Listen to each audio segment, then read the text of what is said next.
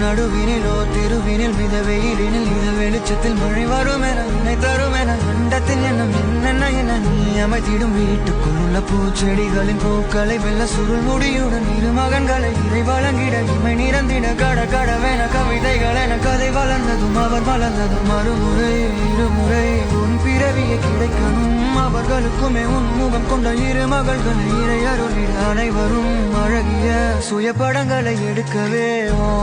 பக்கத்துல நான் பாடுக்க வழி சொல்லம்மா